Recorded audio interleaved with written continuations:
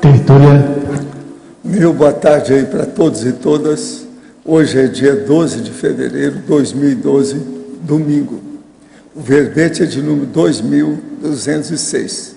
Ele tem 11 páginas, 47 elogias e 29 máximos. Eu chamo a atenção que a divisão do detalhismo tem 19 máximos. O tema, professor intermissivista. A especialidade é a parapedagogia. Quem redigiu o verbete com muito critério e muito detalhe foi a professora Pilar, que está hoje assessorada aí seriamente pela Sandra. Definição. O professor intermissivista é a consciência intrafísica lúcida, homem ou mulher, ex-professor do curso intermissivo, pré-ressomático, colaborador da reurbanização terrestre, REURBEX, dedicado ao esclarecimento tarístico de outras consciências. O holopensene permanente da autorreeducação. O mater pensene intermissivista. A paraprofilaxia pensênica do autodidatismo multidisciplinar e continuado. O domínio do conteúdo facilitando a interação tarística. A educação online propiciando o acesso a intermissivistas, neo-intermissivistas. A sisudez antipedagógica. A análise dos erros cometidos em aulas anteriores. A sequência do programa educacional adequada às circunstâncias e necessidades. Eu li apenas uma pequena parte aí da fatologia, que tem mais de 20 linhas. Os procedimentos técnicos da energossomatologia. A instalação do campo energético intermissivo didático terapêutico. O desbloqueio energossomático coletivo. A recomposição energética grupal. A minimização de paravariáveis indutoras de patologias conscienciais. Agora, na argumentologia, nós temos o tópico da caracterologia com 100 características, condições, atributos ou trafores, fortalecedores e estruturadores do perfil da consim no desempenho da função de professor intermissivista, quanto às prioridades evolutivas e a realização da autoproex.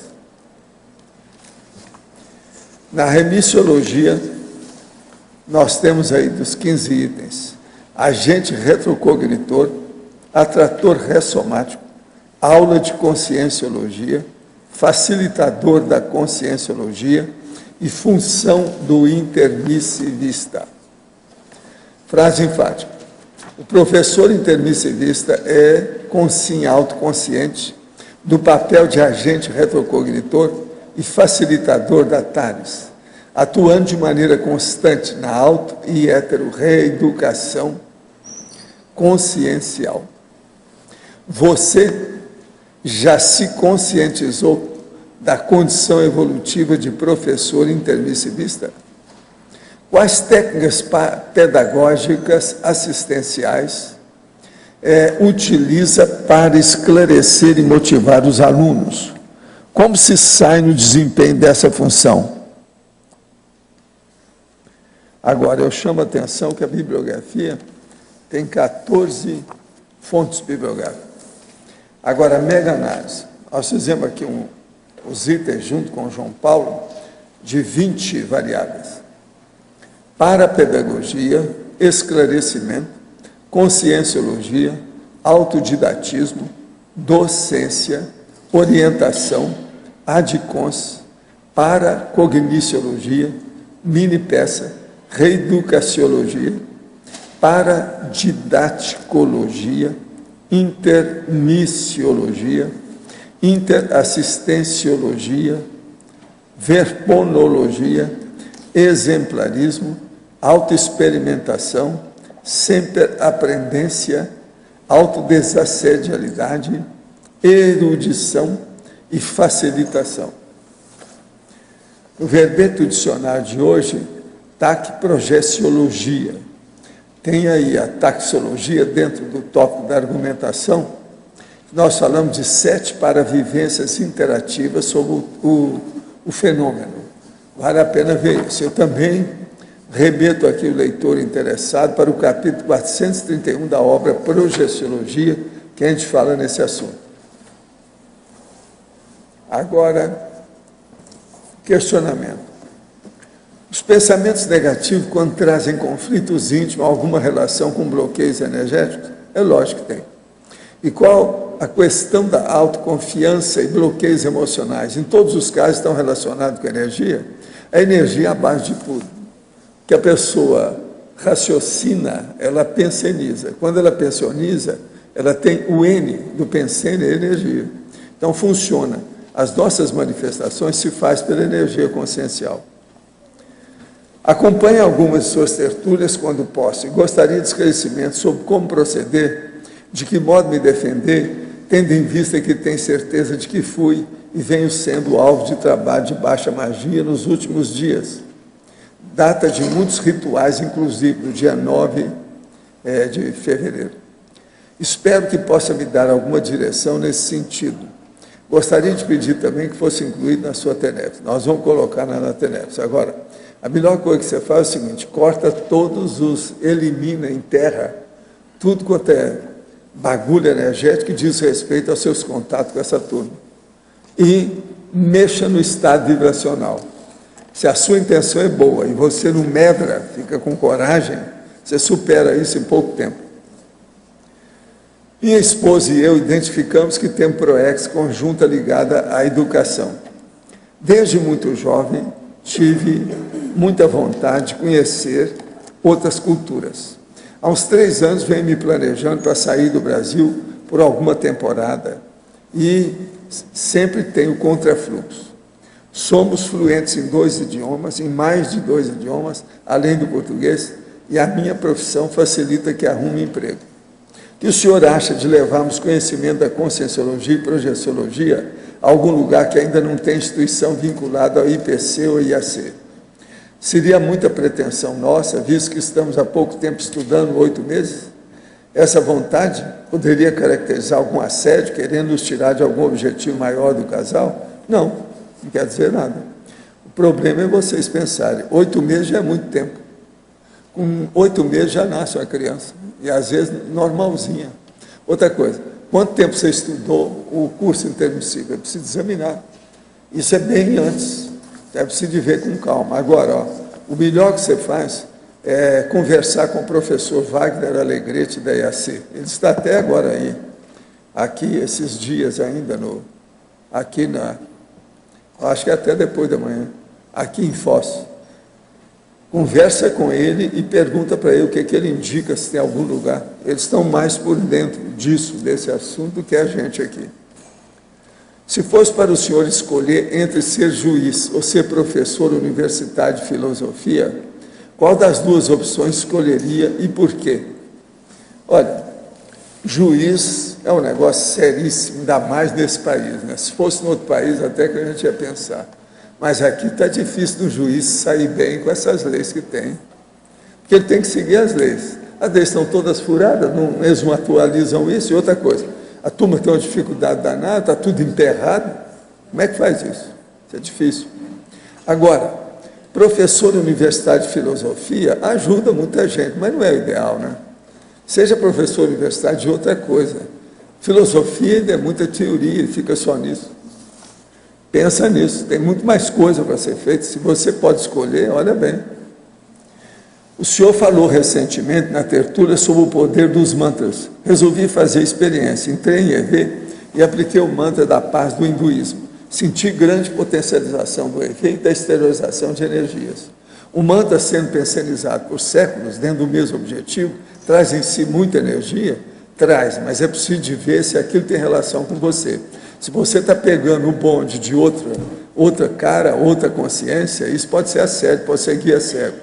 Do ponto de vista do senhor, é muleta ou é algum mecanismo pouco estudado e conhecido ainda? Não, é muleta, deve esquecer isso. Isso não é o essencial. A gente só deve usar quando os parafatos exigem, eles vêm em cima E eles ficam, então, preponderam sobre o que a gente está fazendo. Mas a gente não deve ir atrás disso não, que está tudo superado. A sua vontade supera o processo.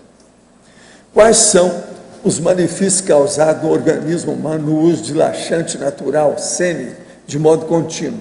Meu irmão e minha mãe sofrem de constipação intestinal e vivem tomando essa substância que é vendida nas feiras e lojas de produtos naturais. Poderia comentar? Olha, aí tem que ir com calma. O ideal é a pessoa ficar livre de tudo que ela toma de remédio, se for possível, para o organismo funcionar, todos os órgãos e sistemas, sem necessidade de empurrões. Agora, às vezes, isso aí durante a temporada pode ajudar. Agora, o problema todo é a pessoa fazer exercício, comer bastante fibra, beber bastante água. Isso tudo ajuda para não ter problema de constipação.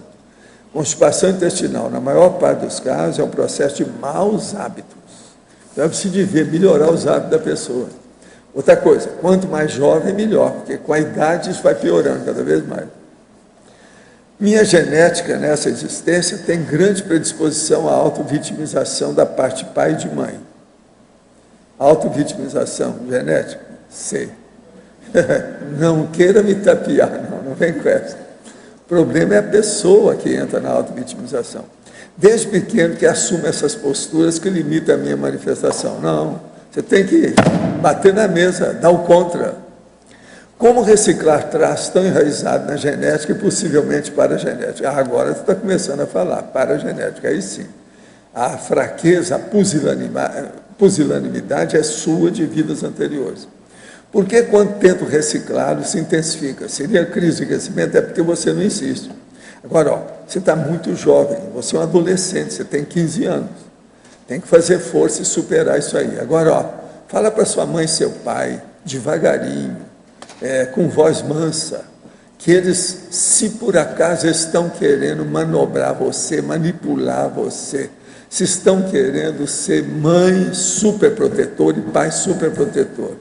Isso deprime a pessoa, fala com eles isso.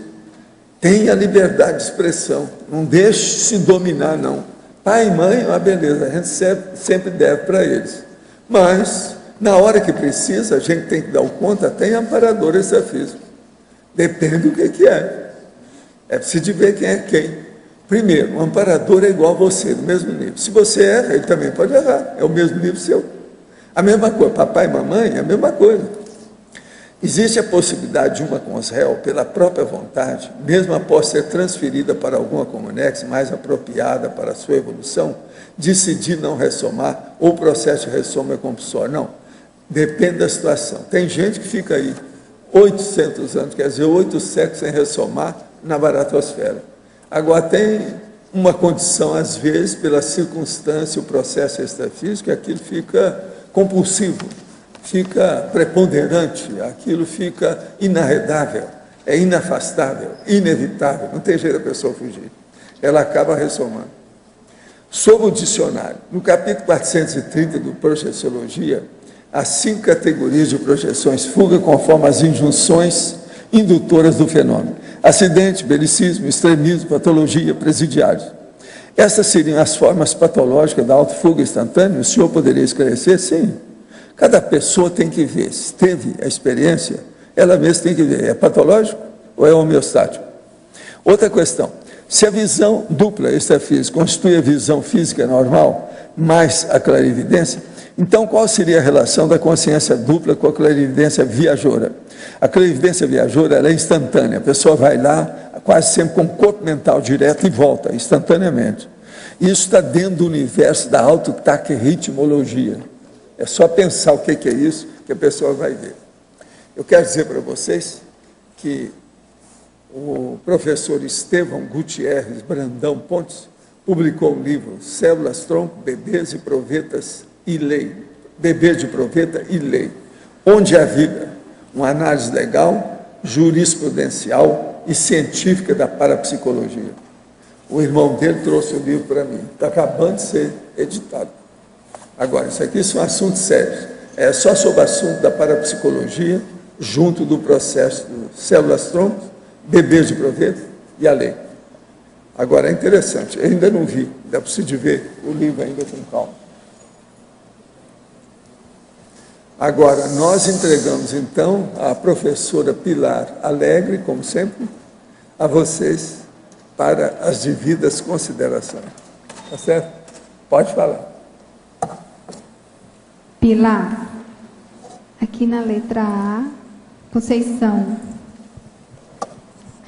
Pilar, você poderia falar um pouco da sua experiência e da autopesquisa e do cosmograma, na página 28, fatologia, linha 8.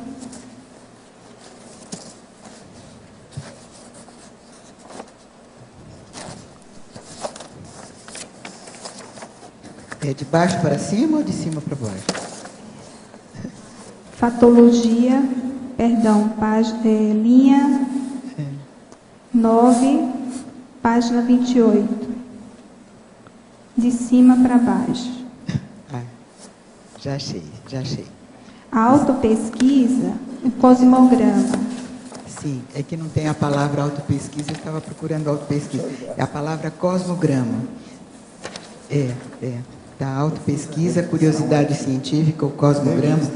Aqui está uma linha de desenvolvimento do conhecimento do professor. Então, o professor, nessa função, além de fazer atividades externas, como cursos, oficinas, leituras, ele também faz sua autopesquisa através da automotivação, procurando, então, conhecimento sobre fatos da vida real, né? da realidade que nós vivemos aqui no intrafísico. E o cosmograma é vamos dizer assim, é um holoconhecimento, porque ele tem tem milhares de situações arquivadas no holociclo. Então, leva a pessoa até a setorizar, a escolher qual fato ou assunto ela quer pesquisar no cosmograma. Você tem algum de preferência? Está na hora de escolher.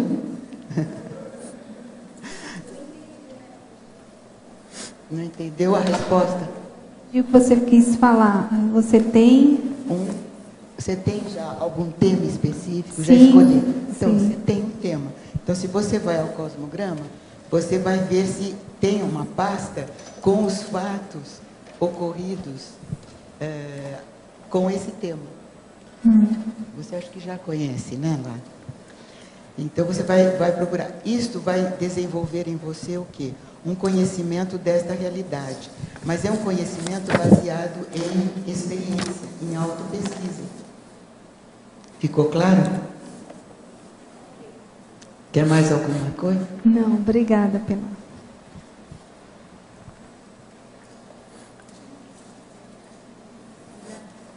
Aqui na página 27, fatologia, o domínio do conteúdo facilitando a interação tarística, a segunda linha. Pronto. Conteúdo.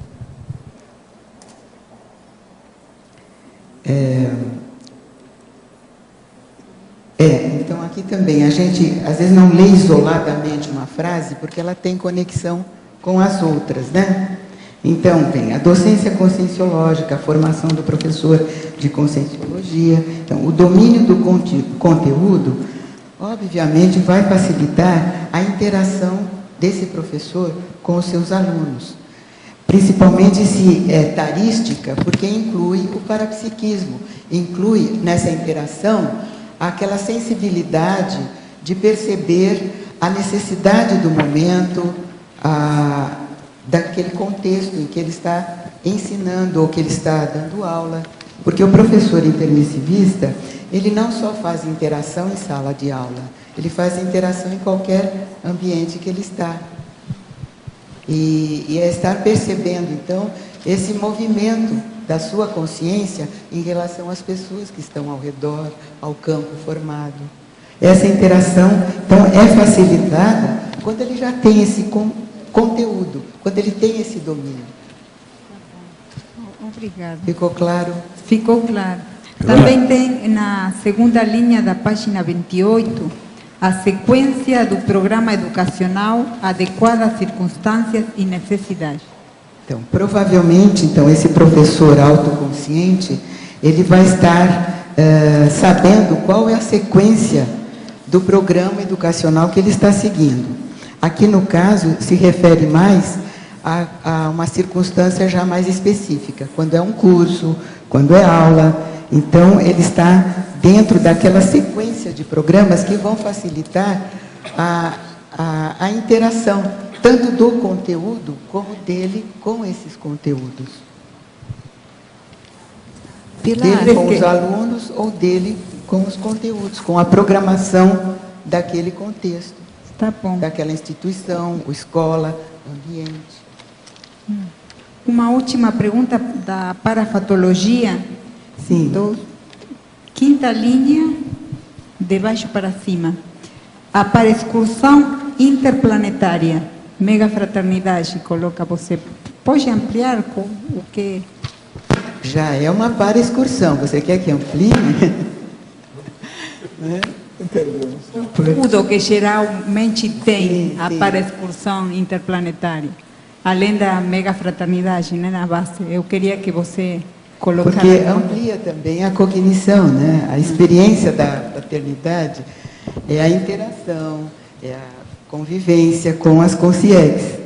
E a paraexcursão faz com que você interaja com outros domínios, com outros ambientes. Outras necessidades também, né? Porque eu achei um relacionamento com o que você coloca, a sequência do programa educacional adequada às circunstâncias e necessidades. Sim. Tem sempre uma base didática. Então, não dá para ver o professor intermissivista só numa dimensão. Ele está sempre trabalhando com as duas, às vezes predominando numa, mas ele está aberto a outra. E quando ele está lá no curso intermissivo, ele está fazendo, então, para excursões, para aulas, está interagindo com outras consciências. Claro, faz parte das para-aulas, realmente. Para depois aplicar aqui no intrafísico. Aí pode ser base de fazer os programas, né? Os programas reeducativos. Sim. Tá bom, obrigada. Pilar? De nada. Eu, Cláudia. Eu, Sandra. Tudo bom? Tudo bem. Pilar, primeiro deixa eu falar uma coisa. Eu agradeço de compartilhar com a tua amizade que você é uma amiga e professora. E vou te falar uma coisa. Você não pode incluir o professor particular conscienciológico, que é o que você é, comigo. Professor particular, mas é o preceptor. Conscienciológico, Tem algum lugar aqui, eu sei que tem... tem preceptor, mas o professor... Porque é o seguinte, o professor, geralmente, ele não está com um aluno só. O professor está sempre com muitos alunos, né? Eu estou colocando isso porque eu me sinto como um aluno seu. Então, a preceptoria é quando é um aluno, ou no máximo 2 ou 3, alguns alunos, ou principalmente acontece, ou normalmente acontece, quando é um aluno só, a preceptoria, né? Como? Sim. Então, mas o Cláudio está dentro da programação conscienciológica. Ele fez curso intermissivo, só que está atrasado. Então... Porque eu estou Ele colocando... está falando nisso que está com a consciência pesada, porque devia estar assessorando você. Não, professor. Nem que fosse segurar alguns papéis. Eu estou em sintonia com ela. O negócio é o seguinte, porque o que aconteceu com a Pilar, ela me convidou um dia que a Dulce não estava aqui, a Rosa não estava aqui, e ela me convidou logo no começo para sentar ao lado dela. E eu falei para a Pilar, Pilar, eu fico antenado, entendeu? Se você me chamou, alguma coisa tem. E grudou, né? Ela não conseguiu mais se livrar de mim. Ele é um carioca desconfiado, né? Ele... Toda a panca, malemolência de carioca. Isso, ele sempre tira algum partido, né? Tira. Mas ele sabe tirar, ele é muito inteligente, esse cara. Estou esperando agora, quando ele for trocar de lugar com você, sentar aí.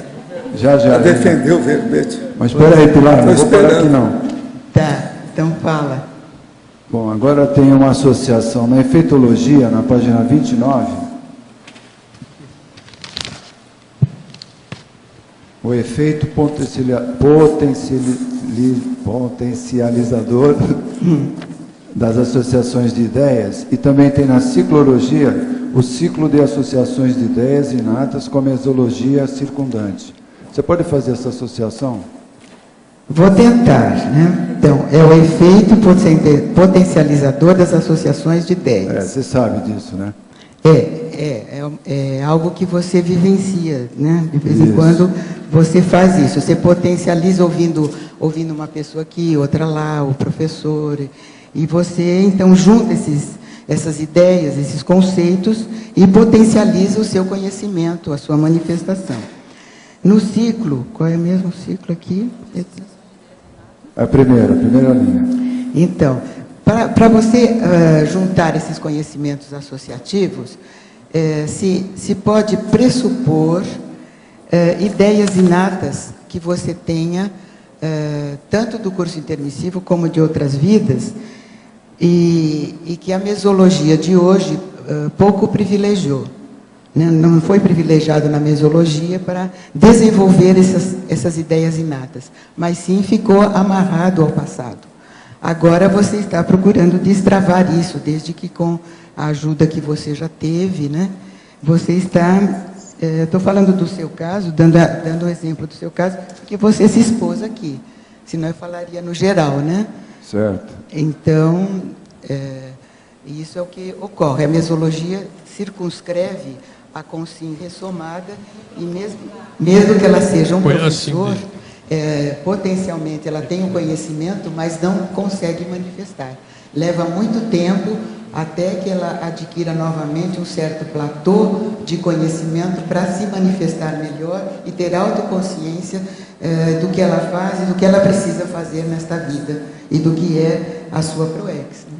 Certo. Outra coisinha aqui, no polinômio, você colocou polinômio social. Por favor, obrigado, desculpe, com licença. Não poderia acrescentar bom dia, boa tarde, boa noite?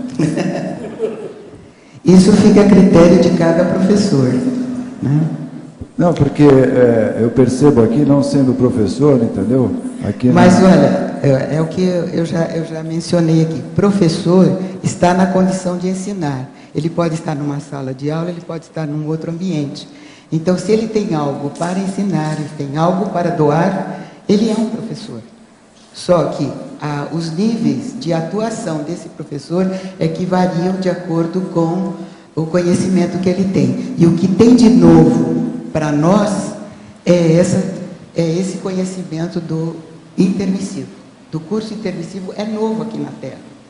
Embora muitas consciências já eram professores, trabalharam muito nesse sentido, vejam os bustos que estão aí à nossa volta, né? Vivos e aqueles representantes.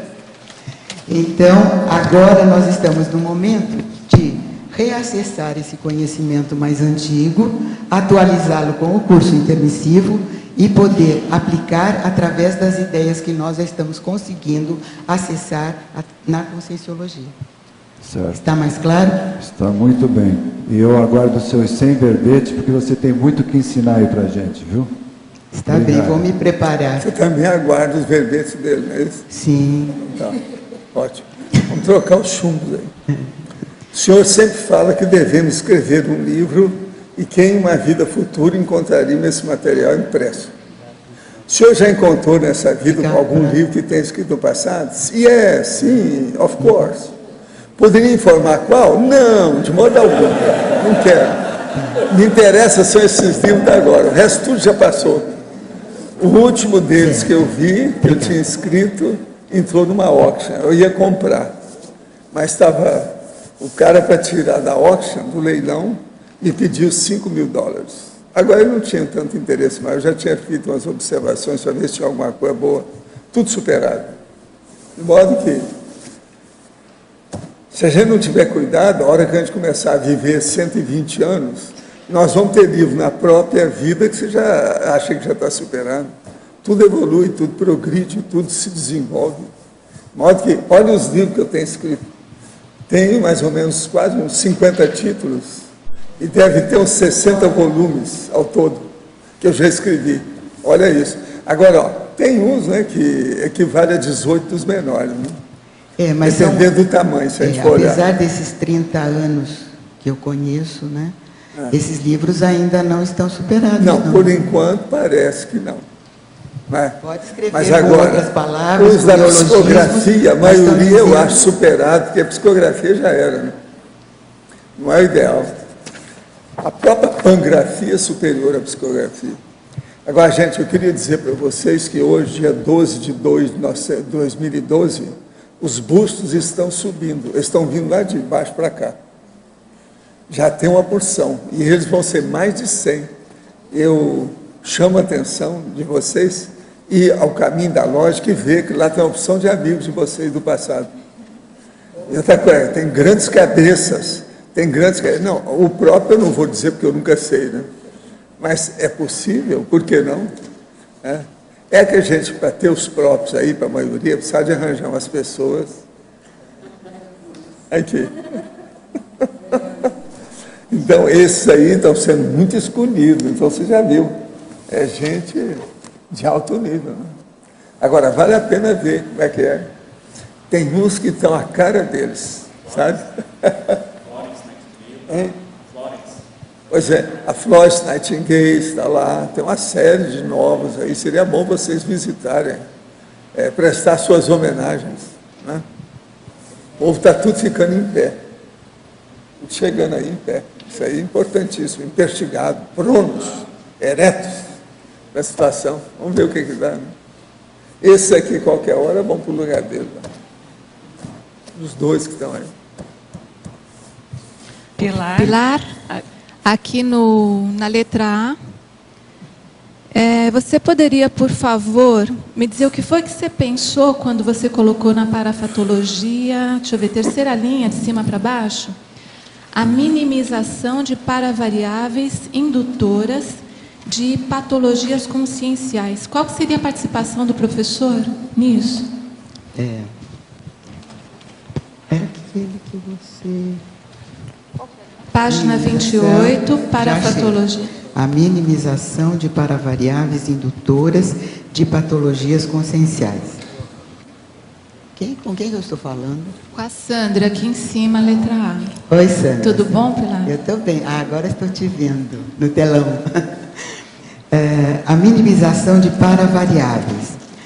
Porque nós já temos alguma consciência dos nossos trafares, das nossas patologias emocionais, resquícios mentais também, energéticos, né? E essas patologias, muitas vezes, elas predominam na nossa manifestação, enquanto não conseguimos estar dominando-as. A partir disso, dessa autoconsciência, o que vai acontecer? O conhecimento vai nos levando a usar estratégias, instrumentos, ferramentas que induzem a uma minimização, a diminuir essas manifestações negativas, esses trafares, e prevalecer os trafores. Na situação do professor, isso é uma ferramenta e tanto. O professor, ao mesmo tempo, ele faz a sua autopesquisa, aumenta a sua autocognição e vai diminuindo os seus trafares. Vai procurando errar menos, porque na base desse conhecimento está a cosmoética. Então, a cada ação, a cada pensamento, a cosmoética vai direcionando, vai fazendo com que o professor diminua a negatividade, diminua suas reações instintivas e prevaleça, então, todos aqueles trafores que estão naquela tabela aqui, naquela taxologia aqui, que ajuda a prever, às vezes até uma profilaxia para não acontecer em grau muito elevado algum erro consciencial, alguma patologia consciencial. Está claro? Tá claro, tá claríssimo, obrigada. Eu tinha pensado numa abordagem do professor como um agente provocador disso tudo aí que você falou, nos alunos dele. Sim. Por então, aí também? E como eu falei, a responsabilidade do professor intermissivista, então não é só na sala de aula, é onde ele estiver. Ele vai ser esse ativador de consciências. Tá certo. Obrigada, Pilar. Parabéns. De nada, sempre às ordens. Quando eu estiver aqui, hein? Pilar, Fala. aqui na página Então, peraí, 33... um de cada vez. Pois é. Mas, Isabel. Pode ser, obrigada.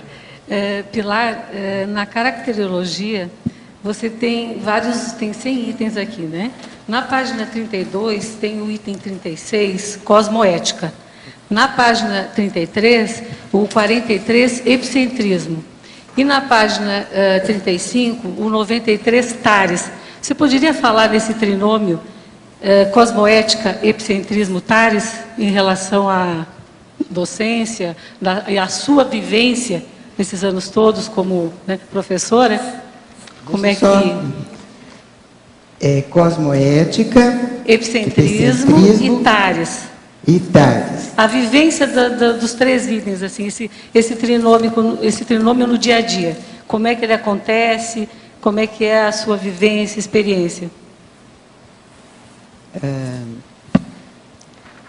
Na medida que, olha, a primeira coisa é estar assim, se auto-observando. Essa auto-observação mais próxima possível da essência, daquela ultra-essência que o professor Waldo chamou, a visconsa, sabe? O mais próximo possível disso.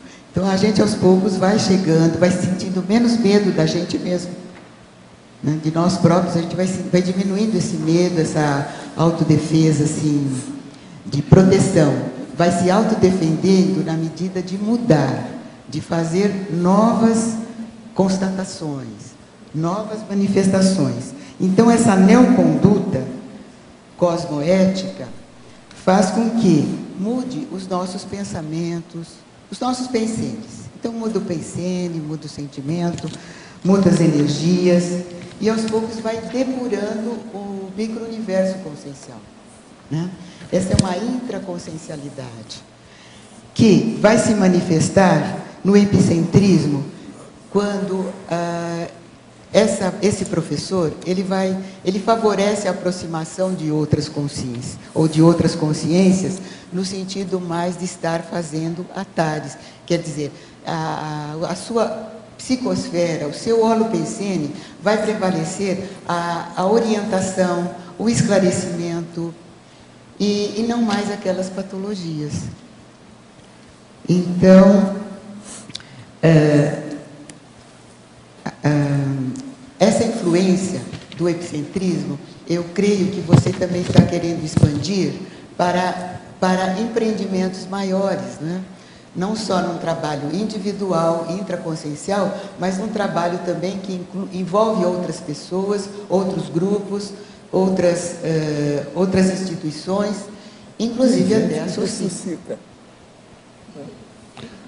Está claro, Isabel? Quer esclarecer? Quer acrescentar alguma coisa? Você tem bastante exemplo disto, né? Pilar, por favor, na masculinologia, a terceira linha de baixo para cima, e depois continua. Página 30, masculinologia, a terceira linha de baixo para cima, depois pula para a segunda, continua. O austríaco Rudolf Steiner, propositor da pedagogia Waldorf, introdutor na educação, o conceito de reencarnação da criança, né? Agora, você podia aprofundar isso, porque existe até a escola em Foz que parece que usa-se ensino Waldorf aqui. Está bastante difundida hoje, atualmente está bastante difundida essa pedagogia Waldorf. Então, é porque eles têm uma pedagogia um pouco diferente da convencional, né, das escolas convencionais. Eles aproximam as crianças da natureza, eles procuram uma participação melhor da família, fazem as crianças desenvolver a psicomotricidade, a musicalidade, várias aptidões, até manuais, né? Então, ela está bem conhecida. Agora, no caso do Rudolf Steiner, você vê já em 1800, né? Antes do início de 1900, ele já apregoou essa necessidade de orientar os pais, porque ele fazia o quê? Ele era médico e ele atendia, então, muitas pessoas com problemas mentais também. E esses pais traziam seus filhos e ele não via, naquele momento, como recuperar aquelas crianças com deficiência. E hoje, a mais conhecida aqui é a Farna. Ele não via como recuperar essas crianças, mas ele queria ajudar. Então, o que ele fazia? Ele começou então fazendo palestras, livros, conhecimento, para esclarecer os pais, no sentido de que, se os pais esclarecessem, conhecessem aquela criança, elas se desenvolveriam mais harmonizadas e, numa próxima vida, elas viriam sem aquela doença, elas viriam sem aquela patologia. Então, como eu acho assim que tem a ver, nós hoje não vamos trabalhar nesse sentido, estamos com mais conhecimento. Estamos com mais conhecimento sobre a CONFI, sobre ressoma, sobre o preparo, planejamento dessa criança antes de nascer, principalmente o intervensivista, que tem toda uma assistência quanto ao núcleo familiar, a tarefa do grupo Karma e também do polikarma que ele vai desenvolver e todo o preparo que ele precisa. Então, hoje nós temos mais alguns recursos, naquela época não tinha, mas ele foi o primeiro a introduzir essa ideia de próxima vida, de ter a existir, ele chamava de reencarnação. E pelo que eu sei, aqui em Foz há uma escola, não sei se continua existindo, com essa linha, e outras cidades, São Paulo eu sei que tem também. Eu vejo assim com bons olhos, eu acho até uma pedagogia bastante positiva em relação às crianças, porque imagina só uma criança com os réus, porque aqui eu falei da patologia, a criança que já vem alterada, o soma alterado, mas muitas crianças não têm o soma alterado e vão frequentar escolas, vão estar junto com a família, o núcleo familiar, e como vão ser atendidas essas crianças? Quando elas já manifestam assim o desrespeito, elas não atendem à autoridade do professor. Então, nós estamos no caos educacional hoje em dia. Então, os professores, como é que eles vão agir com essas crianças? Então, mesmo que essas crianças não tenham, então, um ambiente favorável, pelo menos através da escola ou através dos professores, elas pudessem ter ou possam ter uma educação que restringam algumas manifestações instintivas dela. Mas através da educação, a criança aceitando aquilo e renovando a sua oportunidade de estar ressomada. Então, muitas com os réus não manifestariam na adolescência, ou muitos caminhos que elas seguem, de drogas e armas, o que a gente está vendo aí, que às vezes até nos aterroriza mesmo, que são os terrores aí, são crianças terrores mesmo, que estão soltas aqui pelas ruas, pela SOCIM, né, fazendo assaltos armados. Uma última coisa, só na página 28, ficou, claro essa ideia, ficou bem claro, porque é bem claro, muito bom. Na página 28, a primeira linha tem essa sisudez antipedagógica, isso aqui é o oposto de você, porque sisudez que eu vi aqui é pessoa muito séria, mas aqui ela ficaria séria o tempo todo. Bom, você explica aqui é aquele professor que não interage, ele manda, ele é autoritário, né? Você já viu isso, Arlindo? Eu vi, mas não aqui no meio da Conscienciologia, eu vi em outros carnavais, eu vi.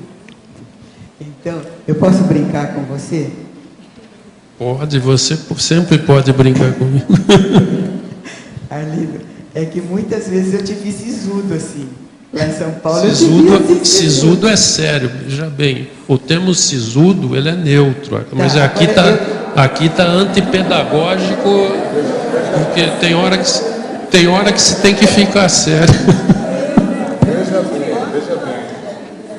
Mas aqui ele é negativo porque é antipedagógico, tudo bem. Sisudo é uma pessoa que demonstra siso, um pouquinho excessivo. Eu fico sério. Mas siso quer dizer maturidade, quer dizer experiência.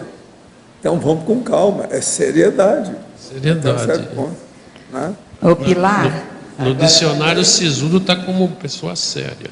Então, aqui está como pessoa séria, mas mesmo assim, na tarefa de esclarecimento, ela pode ser antipedagógica, porque ela tem dificuldade de interagir.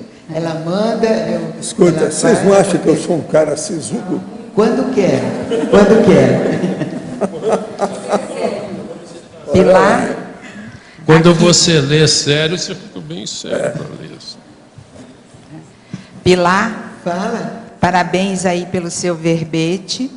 Aqui, Traz a sua lucidez para nós. Tá, naquilo que eu posso.